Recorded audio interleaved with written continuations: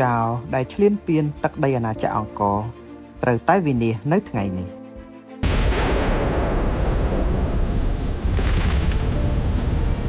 ម្ដងទៀត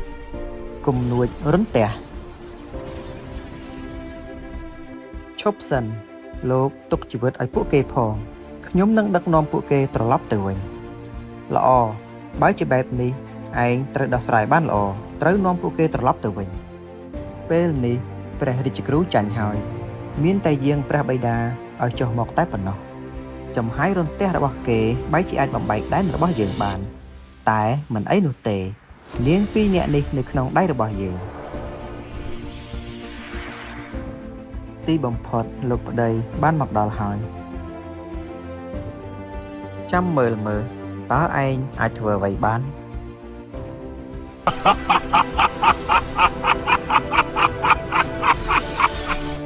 អាចង្រៃ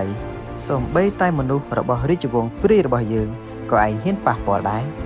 មកដល់ដំណាក់កាលនេះទៅហើយមិនថាកូនចៅឬក៏មេរបស់ព្រាយក៏យើងមិនខ្លាចដែរ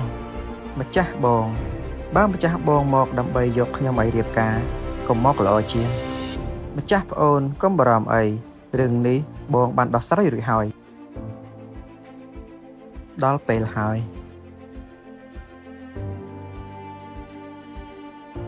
នាងលំបាកហើយពេលនេះ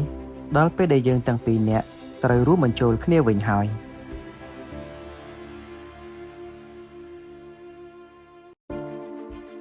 ចង់រាយយោនាងនាគម្នាក់នោះបែរជាអាចគេចខ្លួនបានឆាប់ទម្លាក់នាងព្រាយនេះចុះទៅនោះគឺលោកគ្រូទេតាលោកគ្រូបានមកដល់ហើយលោកគ្រូតើលោកគ្រូនឹងមកជួយខ្ញុំទេតើបងស្រីទៅណាបាត់ហើយ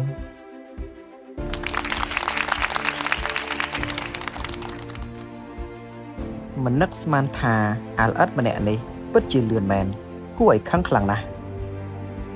ឯងបែរជាធ្វើបាបម្ចាស់ប្អូនរបស់យើងថ្ងៃនេះឯងប្រកាសជាស្លាប់អ្នកដែលងាប់នោះគឺជាឯង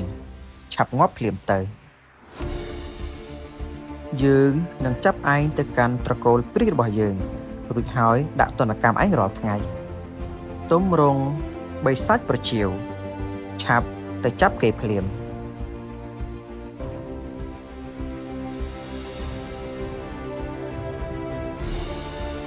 តើនាងមិនអីទេមែនទេខ្ញុំមិនអីទេលោកគ្រូអាចង្រៃយើងផ្ញើឯងទុកសិនចុះយ៉ាងម៉េចឯងវាយមិនឈ្នះយើងចង់រត់មែនទេ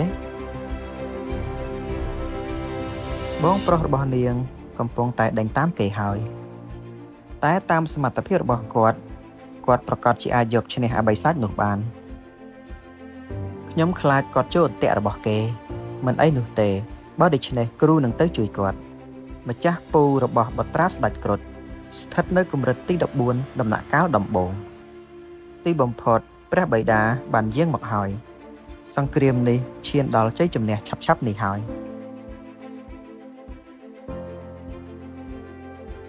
ក្មួយប្រុសហេតុអ្វីបានជាឯងជួយសត្រូវទៅវិញតាមពិតរឿងទាំងអស់កើតឡើងដោយសារតែផែនការរបស់ម្ចាស់ពូមែនទេយើងខ្ជិលនិយាយជាមួយឯងណាឯងឆាប់ត្រឡប់ទៅព្រះនគរវិញទៅ